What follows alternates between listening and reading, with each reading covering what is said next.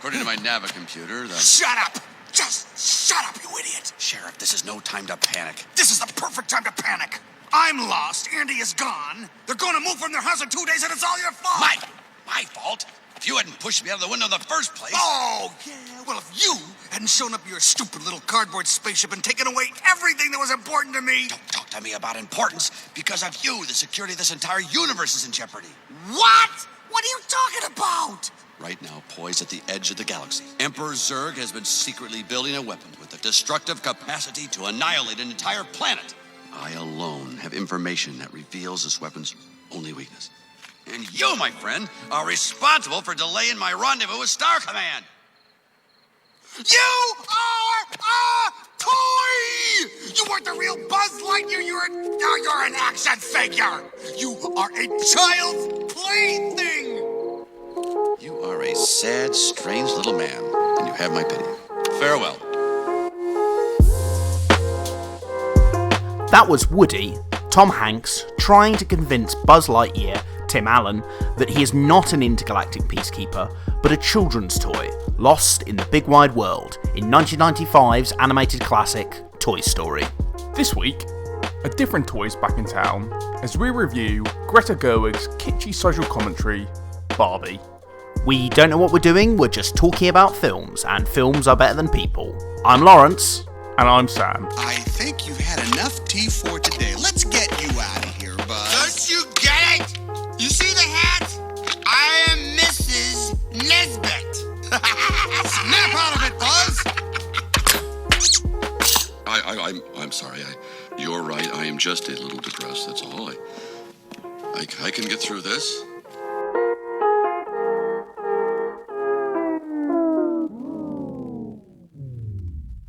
So, this week we watched Barbie, which is at cinemas right now. A little film called Barbie. You may have heard of it. Sam's going to tell you the plot. Dozens and dozens of Barbies and Kens live in Barbie Land, where everything is perfect. All the different iterations of Barbie, such as President Barbie, Reporter Barbie, Dr. Barbie, etc., run the world. And the Kens just stand around looking good. However, when stereotypical Barbie, played by Margot Robbie, starts to have feelings of depression and anxiety, she has to go into the real world to confront these new emotions and find her true identity. Or, as a haiku, pink matriarchy, disturbed by harsh real world. Gender or Kender? Ah, nice, yeah. It's the first Ken pun of the podcast. Can there be more? You better can believe it. No, ruined it already. Yeah, maybe we should just stop there. No, let's not stop the puns. Come on, it's good. It's a good one for puns. Yeah, I guess so. Yeah, and that was a good first one to start off with in that in that haiku. Yeah, I mean, I'd be remiss if I didn't mention Ken in the haiku. He's a pretty dominant. He's pretty. He is just pretty. That is true, and he is a pretty notable character in the film, even though the film was all about Barbie. So, and I think you'll be able to hear a clip of Ken coming up next. Hey Barbie, can I come to your house tonight? Sure. I don't have anything big planned, just a giant blowout party with all the Barbies and planned choreography and a bespoke song. You should stop by. You can find me under the lights, diamonds under my eyes. This is the best day ever. It is the best day ever. So is yesterday, and so is tomorrow, and every day from now until forever. Do you guys ever think about dying?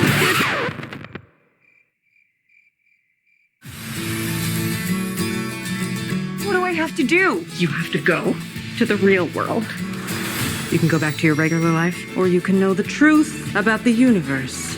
The choice is now yours. The first one, the high heel. You have to want to know, okay? Do it again. So we're back, and we're back in, not in black, we're back in pink.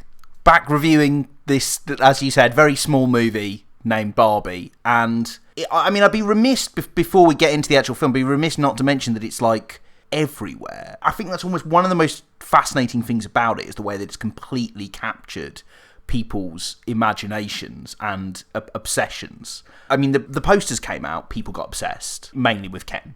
as well. But behind the scenes footage was like picked apart. I went out to dinner recently with my girlfriend and a couple of her friends, and on the way there was a poster, and then my girlfriend wanted to talk about it. And then we were talking about like our Halloween costumes, how we want to go as like gender reverse Barbie and Ken this year, which should be fun. And then we got there, and then the person we were meeting, she said, I'm so obsessed with going to see Barbie. I was like, that's weird. We were talking about Barbie on the way over here. And she was like, yeah, everything's sold out. And then our other housemate turned up, and he was like, sorry, I'm late. I've been to Primark, and I've bought all this Barbie merchandise. It's like, it's a movement. It's an absolute movement. I'm walking past pop-up shops about it. Like, I even went on IMDb to get data on it, to talk about it today. The whole IMDb page is pink. I was at work earlier this week, someone was playing Candy Crush, and she was like, what's all these bees? And I was like, it's a Barbie crossover. Candy Crush has been Barbified. It's mad. Yeah, I think it's been one of the most heavily marketed films of all time. And I don't think that's an over-exaggeration. No, right? I don't think so. I think Mattel, which makes Barbie, has done so many merchandising agreements with so many different companies, just to push this film out. But it's worked. I think it's going to make a lot of money. But in terms of the film itself, what did you think? I don't think Barbie hits on everything for me. I don't think it completely works throughout for me. But I think it's quite an astounding, like, bold work. And it's a strange box to put politics in. But it's one of the most brilliant and thoughtful feminist films I've ever seen. And I love the message in it. It's really reclaiming Barbie as a symbol of women being able to be anyone they want. And manages to cover so much about feminism. And yet at the same time have this incredible design and this kitschy, like, silly sense of humour that doesn't work all the time. But most of the time is, like, really pitch perfect. And it creates this really unique, big film that is kind of unlike anything you're going to see. I don't think this film is aimed at me, and I don't think it should be aimed at me, and I think we'll get into that in a bit, but it's really a one-of-a-kind work with a really important feminist message at the centre of it that I really believe in. So, I mean, on that level, it just works so well. Yeah, I think it's interesting about the kitchen silly humour, because if you'd watch the trailer, or the multiple trailers for it, it does seem like a bit of a camp comedy, which is kind of just light, breezy, and it's just going to make loads of self-referential jokes about Barbie and Mattel itself. But actually, I think the reason why those jokes become a bit diluted as the film goes on is because, there is this political and philosophical message that competes with it, which I think is actually quite healthy. Yeah, I think they cover everything about it. The boxes broadly that women have to be pushed into by society. And not the doll boxes. No. Have to be clear about that. No, I'm talking about metaphorical boxes here. So metaphorical boxes. Metaphorical boxes they have to go into, like mother, secretary, wife, girlfriend, just not being taken seriously, the glass ceiling, mental health. I mean, objectification is so perfectly expressed in this movie. I think that's one of my favourite bits, when Barbie and Ken are, like, skating down Malibu Beach, and they're all being, like, looked at by different people, and Ken's loving it, and Barbie hates it and says, there's really an undertone of violence to the way that everyone's looking at me, and Ken's like, that's not what's happening to me! Yeah. And, like, it's such a funny way to tackle those ideas. And yet you don't feel like any of those ideas are really being diluted. It's all there, and it's really rich and interesting. I think it was just a massive relief for me when it got so heavy into these ideas of feminism and existentialism. Yeah. Because that was my fear going into this film, that actually there'd be a couple of quick nods to those sorts of ideas or those sorts of principles. But actually, they were more interested in just getting people into the cinema to watch this silly throwaway comedy. Maybe I was a bit naive. I mean, it's a Greta Gerwig film, who's obviously done loads, like, she's already directed a couple of really smart films in Lady Bird and Little Women. That are about women. Yeah, exactly. So I probably should have been aware that obviously going to be a lot more intelligent than it led on. But yeah, I guess I was a bit worried with this film being so huge that those really good ideas will get lost as the film went on. But if anything, they got stronger. They did, and I think as it went on, it wasn't just articulating some basic idea about women are equal to men. It's about the real struggles that women face all the time and the brick walls they hit and the frustrations and also the joys of being a woman and this idea of the patriarchy that they keep coming back to. And there's a really funny satire of men and toxic masculine culture, which is perfectly embodied, where Ken becomes absorbed by a patriarchy. I felt particularly attacked when they started talking about men lecturing women on The Godfather for several hours, or movies in general. I'm sure that any woman I've talked to would tell you that I definitely do that all the time. You're not lecturing, you're teaching them. I'm teaching them. They're tiny brains. No, it was really funny because it was such a great roast of behaviours that I think we all have as men, or certainly encounter as men, and the minor aggressions, the minor aggressions, and or microaggressions. I don't know how you describe us, but these things that men do, big and small, or certainly things that embody the patriarchy that affect people. But obviously, I couldn't resist going into the dark side of the internet and seeing. Do we want to go down this road? I watched Ben Shapiro released a review today, which is particularly hilarious. Do we have to mention? We don't have to. All right, I'm sorry, but as a quick reference, who is it? Can you summarise this in less than 20 seconds? Oh, Ben Shapiro is a conservative commentator from the United States who believes that anything progressive or left-wing on any level, or acknowledging that any minority or women ever have to struggle, is completely wrong, and that actually we all live in a perfectly equal society and everyone needs to stop complaining and start working harder, which is absolute bollocks. So he's got a take on the film. A lot of people say it's man-hatey, right? But it isn't at all. That's completely missing the point of the film and Ken's journey as well, which sounds constantly. What's funny about this film is talking about the politics and referencing a Ken doll and a journey through to self-actualization. It just feels ridiculous. Especially because most of Ryan Gosling's performance is really outlandish. Yeah.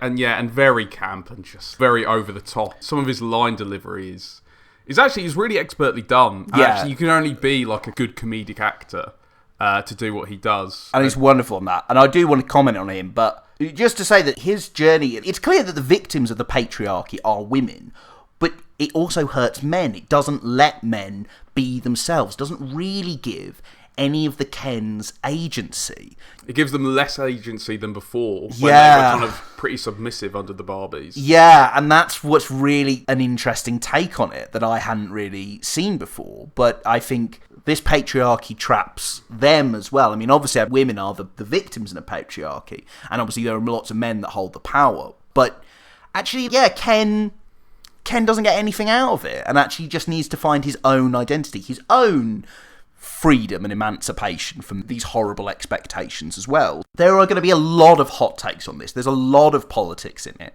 And there's going to be a lot of people arguing on the right and the left about some woke Barbie thing. What's great about it is it's so rich and complicated. And there's so many different angles that you can take it from. And I think that I already hear conservative voices simplifying it. And especially as a cisgendered man, I feel like there's a lot of messages in there that I really felt like I needed to hear, and ideas in there that I needed to hear, even if sometimes they were hard to hear. But I think it's such an amazing treatise on feminism and the patriarchy that really needed to be said, and I think that was really, really great.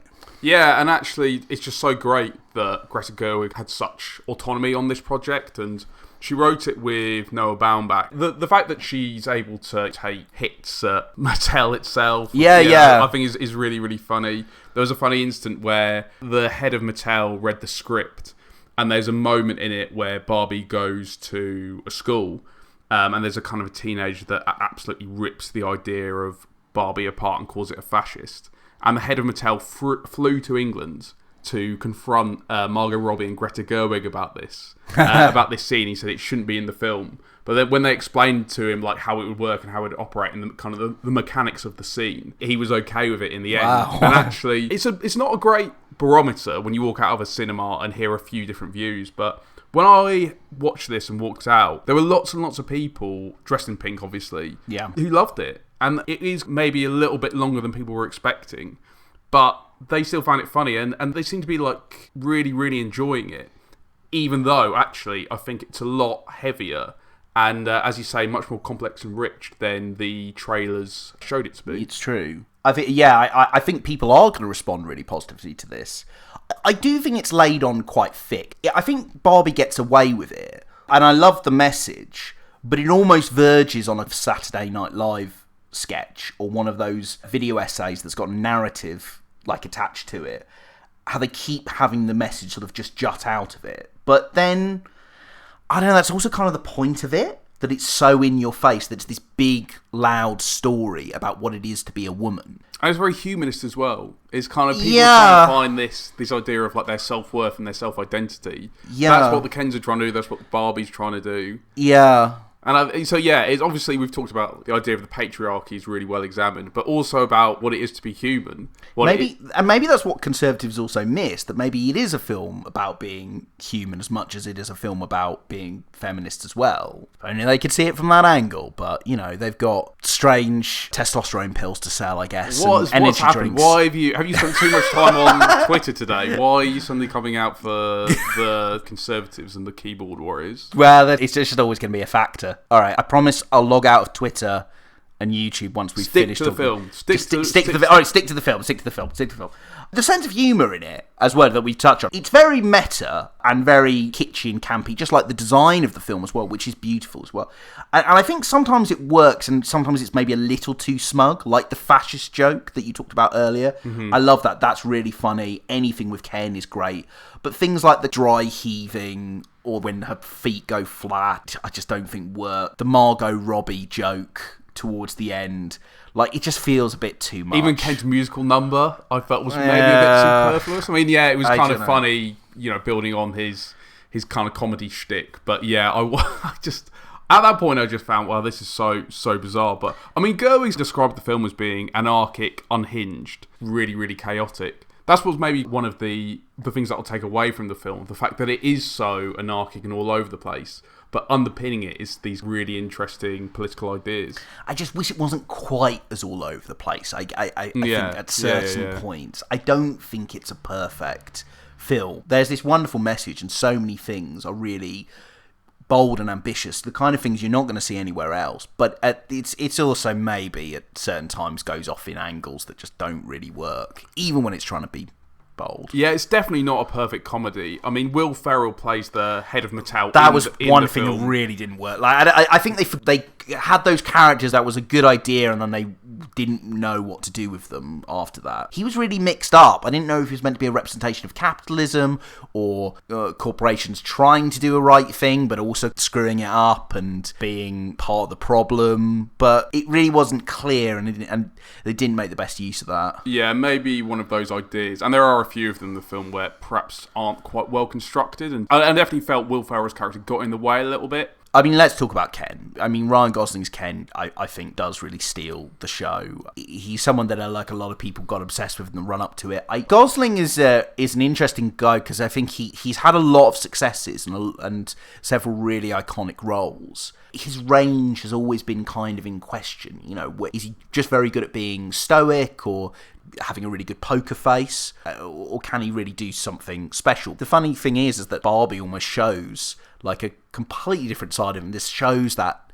sense of humour. He's described it as the role he was born to play, and it absolutely is. He's like this perfect himbo, this foolish, beautiful, and just adorable cinnamon roll. For a chunk of the film anyway, so sweet and naive and everything else, and he's just a joy to watch. Every ridiculous situation, every scream and laugh and cry and pose and stupid thing that comes out of his mouth, it's just perfect. Yeah, he does silent and brooding very well, but he also does pathetic really well, Ryan Gosling. And yeah, I think from time to time he needs to do one of these comedic roles. It's almost in his system. He was played he didn't play a similar role, but he did a comedic turn in The Nice Guys, which was a buddy comedy made with Russell Crowe. And that is kind of against the type of role that he had been playing, which was more silent and brooding. So yeah, hopefully we get another one of these comedic turns later down the line in his career. I'm sure people will be booking him in for it after this. Like, it's quite special. And Margot Robbie as well. Like, I think, she's great. Yeah, she's so good. She's such a good actor. The execution, the line delivery, the self-awareness. She's so smart, such a great actor, and always really exciting to see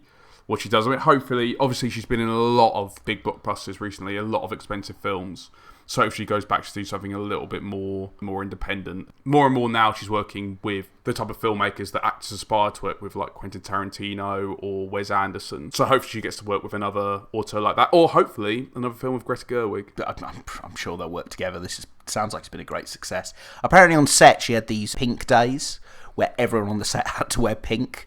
And if you didn't wear pink, you had to give a donation to charity. She was producing this as well, and I think she really understood the sense of fun that would come into this, as well as there being like a serious message. And she just can hit all the right notes. She is so funny and over the top and silly, and yet also emotional and affecting, and she communicates that so well. There's a really great scene where Barbie's on a bench and she tells an older woman that she's beautiful. Yeah. And the older woman says, I know it, or I feel it, or I wasn't quite sure of the line. And you really get this sense of this woman in her older age, but she has that self-worth that Barbie really, really craves. It's a really nice scene, and actually it's one that Gerwig had to fight a little bit to keep in the film, because it doesn't really develop the story very much. She was advised at one point, okay, maybe you can take this out, and Gerwig said, no, this is the film for me. This is one of the best scenes. And it's a testament to the strength of Margot Robbie's acting, but also the fact that Greta Gerwig wanted to keep that scene in the film. Yeah. I think just represents a lot about her as a filmmaker. Also coming out of this, I was acutely aware that the film isn't for me. And I've actually had a few reviews where male reviewers use this phrase, like, the film's not for me, but I think it's true and worth noting, and it's like, I'm a straight, cisgendered male, but that's good that it's not for me. Not everything should be for me. I want there to be films by women, for women, and about women, and this is one of the purest forms of that I've ever seen, which is so... I can't get over how ridiculous it is. It's a Barbie film, and I'm saying that sentence, but it's true. I have absolutely no doubt in my mind that women will be more likely to connect with this than I will. Because it's about women in the same way that Black Panther is about black people. And this is a film that works on a level that I understand, but I can't really experience in the same way that women can. But I love to see it because I want to see women on cinema this way. I mean, I think that Barbie works on just so many levels. I think it's a bold work, mostly like it's a powerful feminist treatise, like wrapped up in something really fun and camp and kitschy and silly, and it's filled with great performances and a sense of humour. I think it does lay it on thick, and not everything lands, and that does occasionally become irritating. And I don't think it's going to be one of my favourite films of the year, but it's one of the most unique big films you're going to see all year, and is a really special experience, and maybe it's not perfect, but it's worth a shot, and I think most people will get something out of it.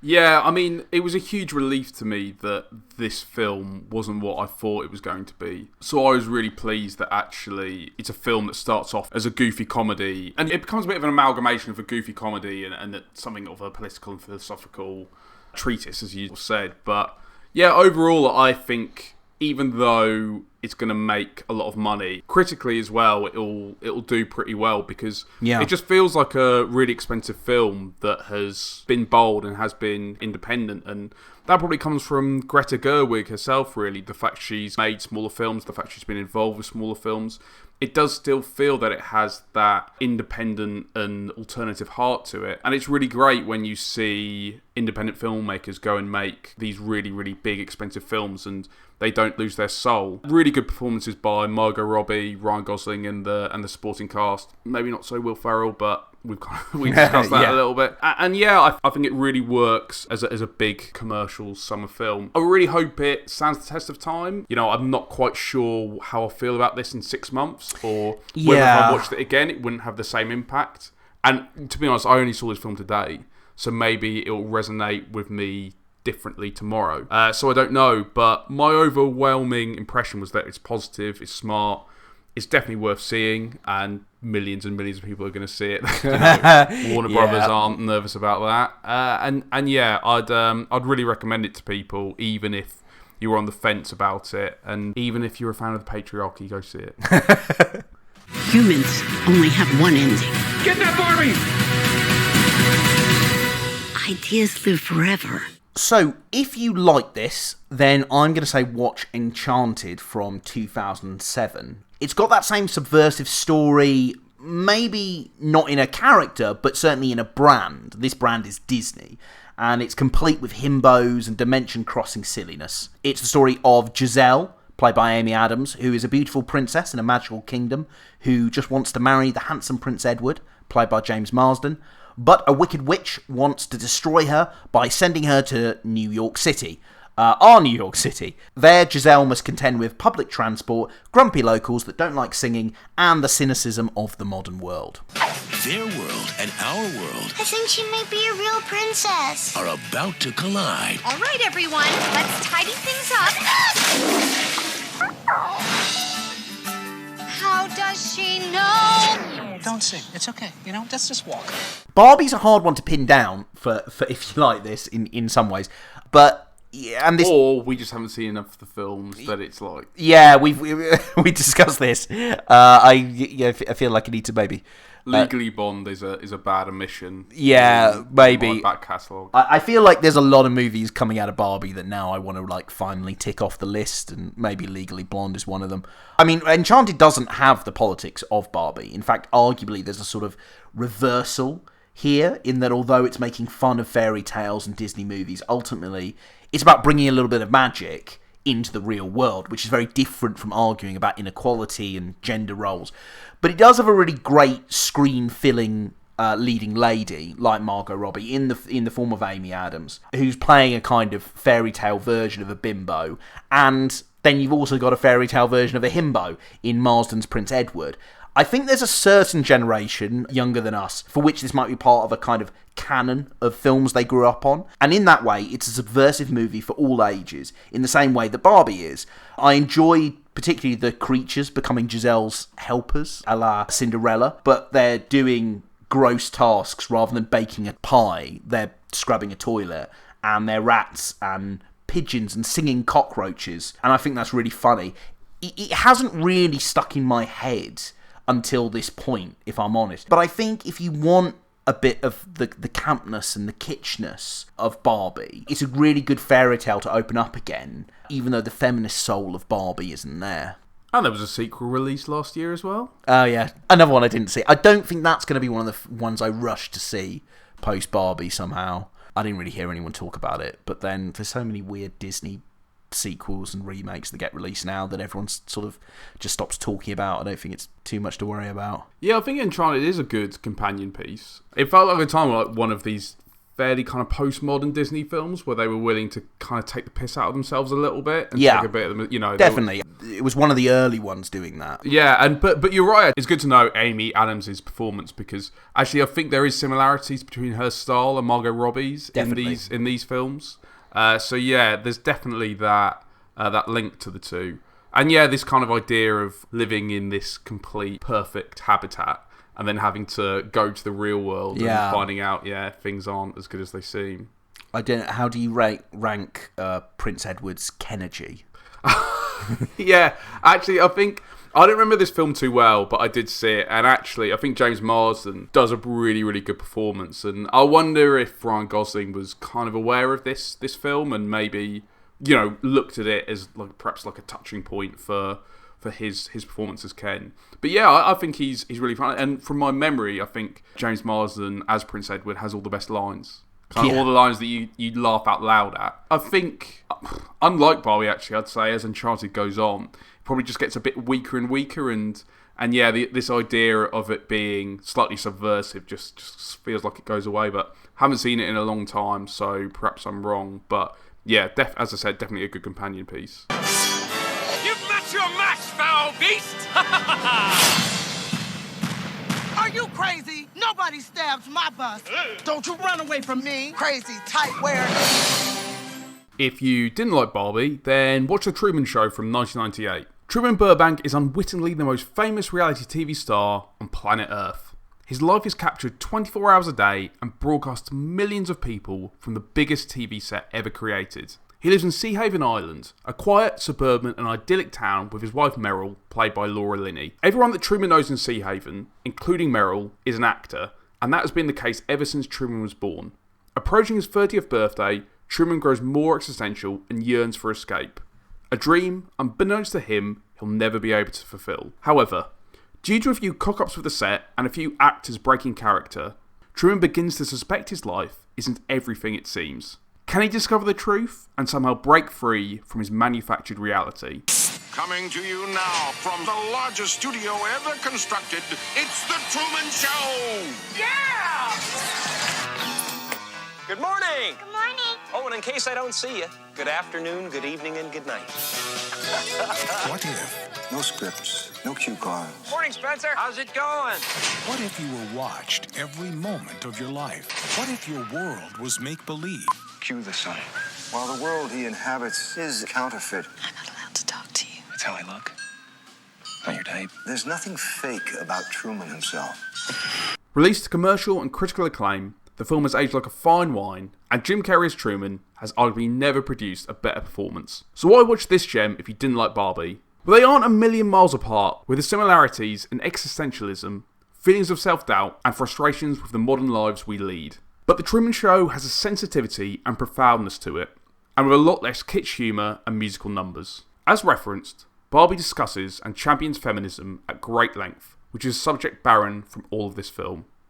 It's set during a period where the media industry was right on the precipice of the reality TV boom, so there is something very prophetic considering much of the script was written over the 1990s. Truman's yearning to escape the mundanity of society is also at odds with Barbie's desperation to maintain the status quo in Barbie Land, so both characters are on a quest for different ideals. Admittedly, there is a lightness of touch to Peter Weir's direction, helped by the casting of Kerry, who is more famous for his comedic roles. But overall, The Truman Show feels like a slower, steadier, and more elegant movie to Barbie's anarchy and irreverence. Both are made by razor-sharp filmmaking teams, and hopefully Barbie has the same timelessness that has kept The Truman Show relevant for all these years. Yeah, I still love The Truman Show. I think it's a really interesting, if you didn't like this. I'm glad we didn't pick something that was gonna like jab back at like the feminist politics or anything like that. Because as we discussed, I need to stop listening to those voices. Voices in my head. So I'm starting to sound like Truman. Or Ben Shapiro. Or Ben Shapiro, yeah. It's got a kind of kitschiness in the fact that Sea Haven is a kind of vision of a small American town, or a vision of a fantasy of a small American town from the 1950s or the middle of the 20th century. But it is about one person trying to break free of the things that are chaining him to it. What as well as interesting as a kind of comparison piece and everything else, it's not something political at all in Truman Show. Even though Barbie isn't completely political either, it is philosophical as well. The Truman Show is all about that kind of existentialism. Everything from a kind of a paranoia or a kind of almost a philosophical exercise of how do we know that the world around us is real, all the way up to just a kind of identity and in a kind of small idea of like, yeah, but who am I and why am I here and how can I get free of the things that hold me back and stuff. And I guess the Truman Show is more about voyeurism as well, right? It is, yeah. Whenever we cut to the real world, it's in the TV studio with Ed Harris, who plays the creator, or like this kind of godlike figure that Christoph that controls Truman and the world around him. Or we cut to the people watching the Truman Show, and again that's kind of very voyeuristic. It's people watching someone else's life, and he's completely unaware of this. I probably don't think Barbie quite has that, really. No, I mean, I suppose you have the humans that are playing with the Barbies. That's there as a concept. We don't see it that much, but in this, it's all about the people that are watching it and fueling that. And it's famously prophetic about the way that people would be obsessed with a quote-unquote real life and how real that life is, really, as well. Because obviously in the Truman Show, the whole point of it, why everyone is obsessed with him, is because it's seeing someone real and getting to know a genuine person and falling in love with a genuine person. But actually Truman's world is fabricated, and the Truman Show is fabricated in the same way that reality shows are famously not really reality. And even the reality shows that continue today are continuing that great tradition of being as fake as anything. How Barbie will age is going to be an interesting one. I think it probably will stand up in the next few years, but it'll be interesting to see in a few decades what it's like. But the Truman Show has really lasted the test of time. You can still go back to that and see this very sweet but amazing journey that's also a wonderful satire of the media world that we're in. You know, the thing that really links Barbie and The Truman Show, I think, is a kind of anti-capitalism, or a kind of nod towards that. Yeah. I think there's that. I think it's in both films, and I think we didn't really touch on it in Barbie. There is a great big corporate machine that is acting as like the puppet master. Yeah, acting as a kind of puppet master on the Barbies and the Kens and that world, and also kind of a responsibility of the corporate world that creates a patriarchy, right? But in The Truman Show, it's different. They say in the film that Truman is the first ever baby adopted by a corporation.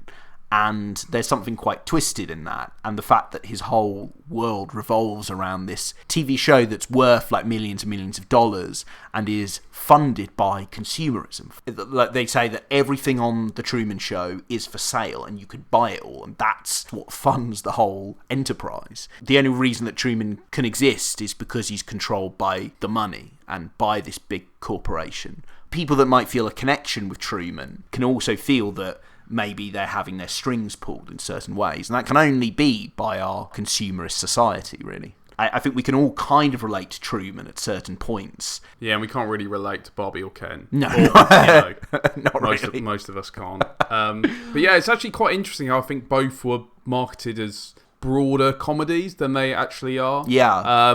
Carey at the time was just a comedic actor. I mean, this really changed what he could do and what he was seen as being capable of. And probably the highest point in his career. Well, what about Mr. Popper's Penguins? Come on. I think that was about 10 years later and said a lot about the work that he'd done after The Truman Show. But yeah, I mean, maybe this is a bit of a debatable one for if you didn't like it, because even Greta Gerwig, I think, might have mentioned that The Truman Show was a piece of work that she watched in preparation for Barbie. But I don't know, when I think of Barbie, I think in the future, I'll be like, oh, that's going to make me laugh. And when I think of Truman Show, I think, oh, that's going to make me cry. It's like really emotional, especially when it gets to the end. You feel like you've really been on this journey with this character. But yeah, I don't know, maybe other people would say that Barbie makes them cry as well. Yeah, well, one of the people I went to Barbie with cried. Actually, two of the people I went to. Actually, maybe I was the only one that didn't cry at the end of Barbie. I'm not sure. I think a lot of people cried that I went with to Barbie. That was the Ken-ergy in the room. Oh, yeah, I really wasn't expecting you to say that. Really? Yeah. That was not the film that I saw, but really, yes. Like there's a kind of there is quite a moving montage at the end, and that's what set everyone in my group off. And luckily, the final scene is a lot funnier, so don't be too concerned. Don't bring too many tissues. In case I don't see you. Good afternoon, good evening, and good night. Yeah. Well, there, we're back with Barbie. Oh, I thought of another pun, but I don't know how to work it in. The experience I had with Barbie was uncanny. Oh. Yeah? Good. How'd you like that? Uncanny. I'm just waiting. I'm letting it linger. How are your Ken-ergy levels? Yeah, I mean after that, pretty good. I don't even know what it means. I don't even know whether that sentence sounded good in my head, but I don't know what it means now. I'm thinking about it, but pretty good. Yeah, you've interpreted that as pretty good. I think the Ken-ergy levels were the lowest when you started talking about Ben Shapiro and conservatives.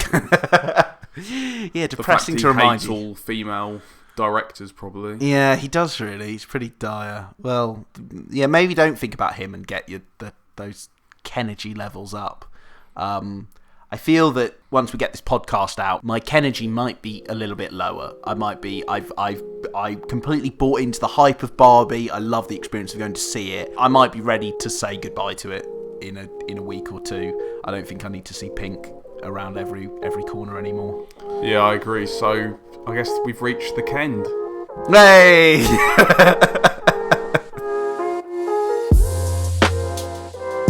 Thank you so much for listening to Films Are Better Than People. Be sure to subscribe on whatever platform you're listening to us on right now so you never miss an episode. We're on Spotify, iTunes, Google Podcasts and SoundCloud.